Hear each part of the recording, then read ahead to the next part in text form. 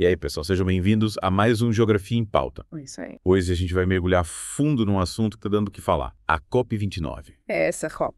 A Conferência das Nações Unidas sobre Mudanças Climáticas que está rolando agora lá em Baku, no Azerbaijão. É essa COP, apelidada de COP das finanças. Essa COP, ela tem uma missão crítica, né?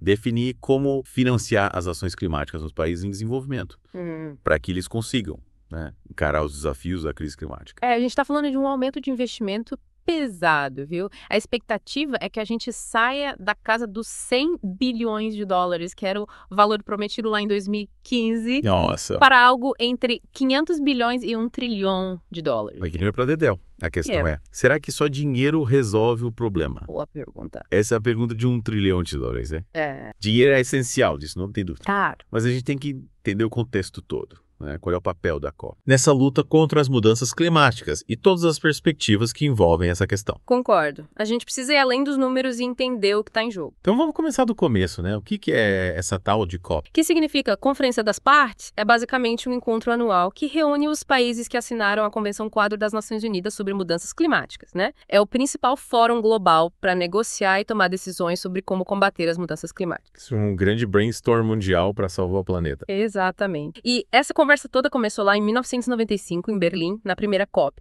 Mas um dos momentos mais importantes da história das COPs foi em 2015, né? Com o Acordo de Paris. Verdade. O Acordo de Paris foi um marco, né? Estabeleceu metas ambiciosas para conter o aquecimento global a 1,5 T em relação aos níveis pré-industriais. Sim. E a partir desse acordo, a questão do financiamento climático ganhou ainda mais força, porque ficou claro que os países em desenvolvimento precisariam de apoio para implementar as ações necessárias. E nesse contexto todo, o Brasil tem um papel de destaque, né? Afinal, vamos sediar a COP30 em Belém, no Pará, em 2025. Exatamente. E não só isso, o Brasil faz parte da Troika da COP, que é um grupo formado pelos países que organizaram as edições de 2023, 2024 e 2025. Ou seja, o Brasil está no centro das discussões sobre o clima no mundo. Falando em protagonismo, o Brasil chegou na COP29 com a nova meta de redução de emissões líquidas de gases de efeito estufa entre 59% e 17% até 2035. É uma meta ambiciosa, hein? Com certeza. E essa meta reforça o compromisso do Brasil com o Acordo de Paris. Inclusive, o vice-presidente Geraldo Alckmin e a ministra do Meio Ambiente, Marina Silva, estão lá na COP29 representando o Brasil e defendendo essa nova meta. Mas, voltando à questão do financiamento, por que ele é tão central nessa COP? Porque os países em desenvolvimento são os que mais sofrem com os impactos das mudanças climáticas, como eventos climáticos extremos, aumento do nível do mar, perda de biodiversidade. Eles precisam de recursos para se adaptar a essas mudanças e investir em tecnologias mais limpas. E sustentável. E aí entra a responsabilidade dos países envolvidos, né? Afinal, historicamente, eles são os que mais emitiram gases de efeito estufa. Exatamente. É uma questão de justiça climática. Os países desenvolvidos têm uma dívida histórica com o planeta e precisam ajudar os países em desenvolvimento a trilhar um caminho mais sustentável. Mas, bem, pelo que a gente viu nas notícias, né, essa questão do financiamento gera muito debate e divergência. Sim, claro. Existem diferentes perspectivas sobre como esse financiamento deve ser feito, quem deve contribuir, qual o valor, as condições de empréstimo e como garantir a transparência na aplicação dos recursos. A COP29 está sendo o palco dessas negociações. E, por falar em diferentes perspectivas, a gente também precisa falar sobre a transição energética, certo? O fim da era dos combustíveis fósseis é um tema central para o futuro do planeta. Com certeza. A dependência global dos combustíveis fósseis é um dos principais motores da crise climática. Precisamos urgentemente investir em energias renováveis e reduzir drasticamente as emissões de gases de efeito estufa. E essa transição energética é um desafio gigante, né? Principalmente para países cuja economia depende da produção de petróleo, como o próprio Azerbaijão, né, que está sediando a COP29. Sem dúvida. A transição energética exige planejamento, investimento em novas tecnologias e, principalmente, vontade política. É um desafio global que requer a colaboração de todos os países. E é interessante como essa COP está acontecendo justamente no Azerbaijão, né? É um país que a economia é fortemente baseada na exploração de petróleo e gás. Pois é. E isso levanta uma série de questões interessantes sobre como conciliar o desenvolvimento econômico com a sustentabilidade ambiental. O Azerbaijão, assim como outros países produtores de petróleo, precisa encontrar alternativas para diversificar sua matriz energética e se preparar para um futuro com menos combustíveis fósseis. E essa transição energética, além de necessária para combater as mudanças climáticas, né? Também pode gerar novas oportunidades econômicas, Sim. com criação de empregos no setor de energias renováveis, por exemplo. Exatamente. A transição energética não é apenas uma questão ambiental, mas também econômica e social. É uma oportunidade para criar um futuro mais justo, sustentável e próspero para todos. Deu para ter uma ideia da complexidade que a gente está falando, né? Mas é importante a gente entender tudo isso para poder agir de forma consciente, sabe? E eficaz. Não adianta só ficar apavorado com a crise climática, a gente precisa se informar e partir para ação. Com certeza. É como se a gente estivesse montando um quebra-cabeça gigante, com peças que se conectam e revelam um cenário complexo e desafiador. Não. Mas a gente não pode se deixar paralisar pela imensidão do problema, né? Cada passo que a gente dá, por menor que seja, faz a diferença. Exatamente. E E para te ajudar a entender melhor o papel de cada um nessa luta, a gente vai trazer alguns exemplos concretos do que está sendo discutido na COP29. Vamos começar pelo Brasil, que tem sido um dos protagonistas do debate, especialmente por sediar a próxima COP, a COP30 em Belém, no Pará. a escolha de Belém como sede da COP30 é super simbólica, né? Yeah. Afinal, a Amazônia é um dos ecossistemas mais importantes do mundo e está diretamente ameaçada pelas mudanças climáticas. Sem dúvida. Levar a COP para o coração da Amazônia é uma forma de mostrar para o mundo a importância da floresta em pé. Sim. E pressionar os líderes globais a agirem de forma mais decisiva para protegê-la. E também é uma oportunidade de dar visibilidade às questões indígenas, ribeirinhas, que são fundamentais para a preservação da floresta. E o Brasil já chegou na COP29 com uma nova meta climática, né? Reduzir as emissões líquidas de gases de efeito estufa entre 59% e 67%. Até 2035. Isso representa um aumento de 13% a 29% em relação à meta anterior, que era para 2030. É um avanço considerável, mas que precisa ser colocado em prática, né? E a principal frente para alcançar essa meta é o combate ao desmatamento, que precisa ser intensificado e mantido a longo prazo. E por falar em ações concretas, a gente também precisa destacar o papel crucial, né, das cidades no combate às mudanças climáticas. Afinal, é nos centros urbanos que se concentra grande parte da população mundial. E, consequentemente, das emissões de gases de efeito estufa. Com certeza. As cidades têm um papel fundamental na transição para um modelo de desenvolvimento mais sustentável. Elas precisam investir em transporte público de qualidade, eficiência energética em edifício, gestão de resíduos sólidos, áreas verdes, ciclovias e outras soluções inovadoras para diminuir o impacto ambiental. Seria como transformar cidades em grandes laboratórios, né, de sustentabilidade. Isso. Testando e implementando soluções inovadoras que podem ser replicadas em outros lugares. Exatamente. E a COP29 também tem sido palco de debate sobre a importância de integrar as questões de gênero e raça na agenda climática, né? Afinal, as mudanças climáticas não afetam todo mundo da mesma forma. Mulheres e populações mais vulneráveis sofrem de maneira desproporcional com os impactos da crise climática. É verdade. As mulheres, especialmente em países em desenvolvimento, dependem mais dos recursos naturais, né, para sua subsistência.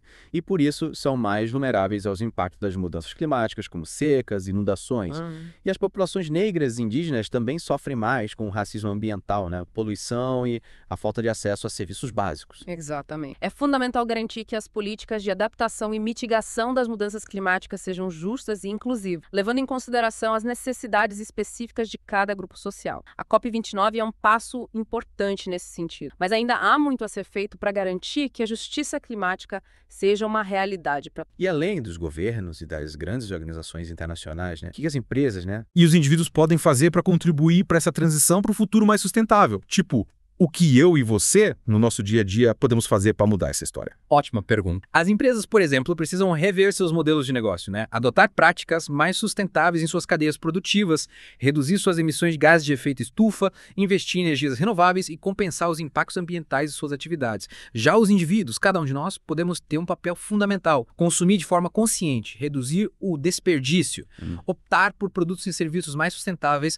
utilizar meios de transporte mais limpos, economizar energia e água, engajar-se em causas socioambientais e pressionar os líderes políticos a tomarem medidas mais efetivas para combater a crise climática. É como diz o ditado, pense globalmente, haja localmente. Parece clichê, mas é uma pura verdade. Com certeza.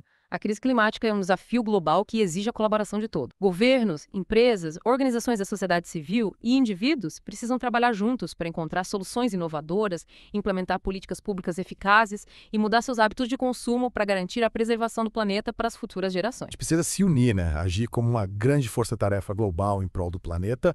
E para te ajudar nessa jornada, a gente preparou um guia completo com dicas práticas e informações relevantes sobre a COP29 e as mudanças climáticas. Você pode acessar e seguir no nosso site ou nas nossas redes sociais. Isso aí. E não deixe de acompanhar a cobertura completa da COP29 no nosso canal. A gente vai te manter atualizado sobre os principais debates, decisões e avanços dessa conferência tão importante para o futuro do nosso planeta. Fique ligado. E, por falar em elefante na sala, a gente falou de um elefante na sala, chegou a hora de falar sobre ele. O financiamento da expansão dos combustíveis fósseis. É um contrassenso, né? Enquanto o mundo inteiro busca soluções para a crise climática, trilhões de dólares continuam sendo investidos em projetos que só pioram o problema. E os números são de assustar. De acordo com a UN Energy World, 96% das empresas de petróleo e gás estão explorando e desenvolvendo novas reservas de combustíveis fósseis em 129 países. Nossa! É como se a gente estivesse cavando a nossa própria cova, né? Investindo em algo que a gente sabe que está destruindo o planeta. Exatamente. É como remar contra a maré. A Agência Internacional de Energia já alertou que não há espaço para novos campos de petróleo e gás. Se a gente quiser mesmo limitar o aquecimento global a 1,5 graus Celsius. Mas quem são os responsáveis por financiar essa expansão desenfreada dos combustíveis fósseis? Quem está por trás dessa lógica destrutiva? A lista é grande, né? Inclui governos, grandes empresas de petróleo e gás, bancos, instituições financeiras e até mesmo investidores institucionais. É uma teia complexa de interesses que precisa ser desfeita.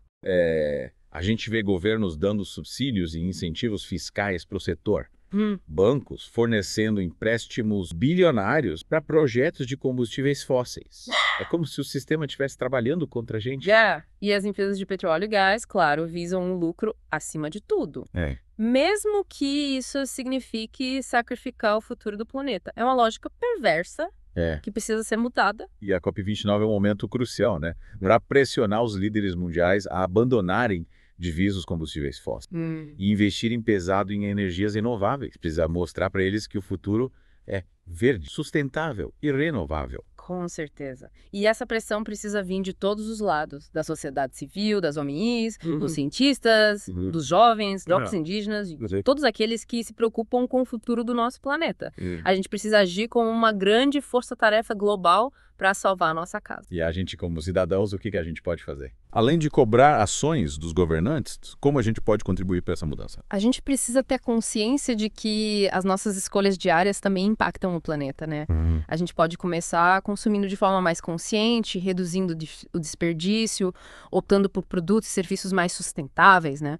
Utilizando meios de transporte mais limpos, economizando energia, água.